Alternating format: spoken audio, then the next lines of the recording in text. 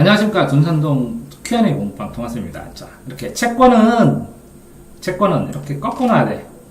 채권은 자금 조달, 유가 증권 끝. 이렇게 그거 국채, 회사채 이거 종류, 발행 주체에 따라 다양하다. 끝. 그치? 네. 유가 증권. 그러니까 꺾어놓고 종류 해놓고 채권에는 뭐가 들어있냐면 1. 액면 금액, 이자율, 만기일, 지급주권 등이 언제 발행시 정해지며 채권 소유자는 매입 후에 정기적으로 이자액 퍼진니까 이자액을 받고 네. 만기일에는 마지막 이자율과 액면 금액을 그러면 이건 정기적으로 됐어요? 네. 액면금을 받는다. 이때 그럼 끊어줘야지, 그치? 네. 이때 이자액은 액면 이자율을 액면 금액에 곱한 거. 당연히 몇 퍼센트를 금액에 담을 테니까. 그쵸? 네. 연 단위로, 대개는 항상 그런 게 아니라 연 단위로 지급된다. 네.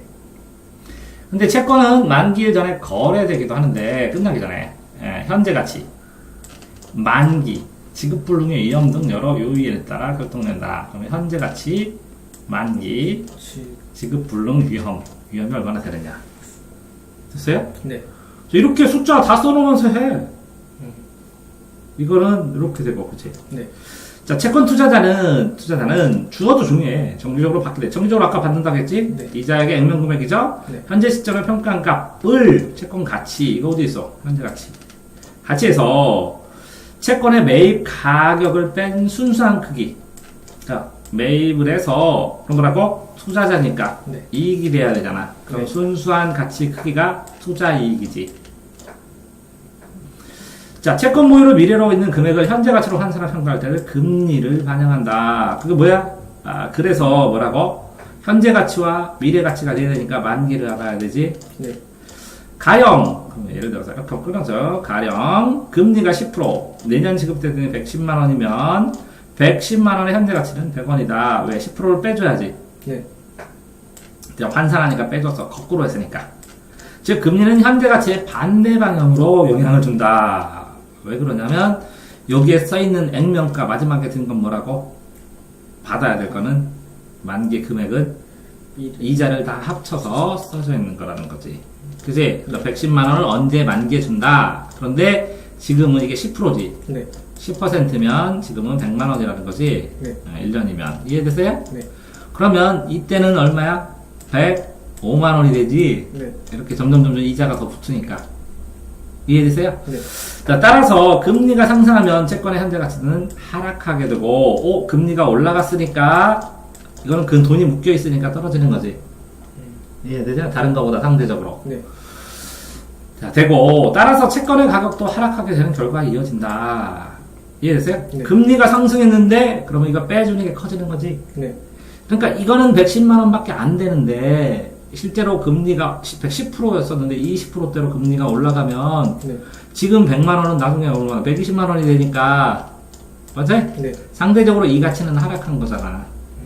이처럼 수시로 연동되는 시중금리는 현재 가치의 평가 구조상 채권 가격의 변동에 영향을 주지.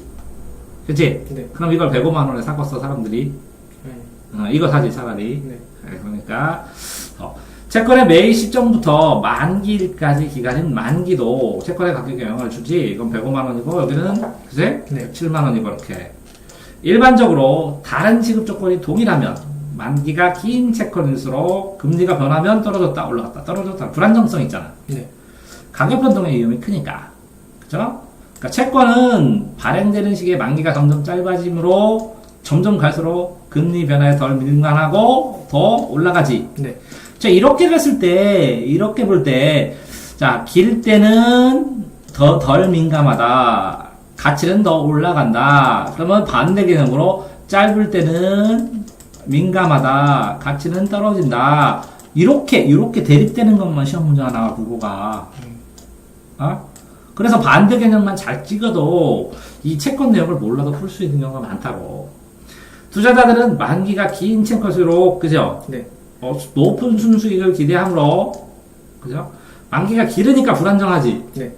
모음이니까 더 많이 이자율이 높아야 되지. 네. 또 액면 금액과 이자액을 약정일자에 지급할 수 없는 지급불능이 생기면 장난 아니지. 네. 예를 들어 환경이 막혀서 망했어. 이런 투자자 위험 감수니까 엄청 이자 많이 주라고 대박이라고. 채권 가격은 이에 따라서 이 채권 가격은 낮지. 네. 상대적으로 낮게. 사람들이 잘 안 사잖아. 어? 야 100만원 얘를 110만원이라고 써있는데 이거 줄지 안 줄지 몰라. 그래서 내가 10만원 주고 샀는데 나중에 줘. 그럼 대박이지. 네. 에?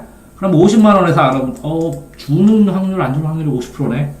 이해되세요? 네. 한편 채권은 어떻게 보면 액면가에다가 받을 확률을 곱해갖고 현실 가격에 나올 수도 있지. 네.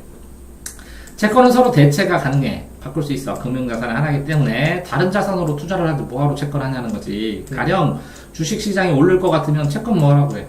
주식하지. 근데 주식시장이 막 변동이 많이 되지. 네. 그런 경우에는 채권이 더 안정적일 수 있잖아. 네. 특히 국채, 공채, 국가채, 지방채는 나라가 안 망하니까 3년 만기나 1년 만기로 해서 채권을 발행을 하잖아. 네. 그러면 돌려달라면 돌려주잖아. 부도 안 나면. 이해되세요? 네. 자, 보면 지급불능 위험이 커져. 그러면 채권을 매입하는 투자자는, 그죠? 네.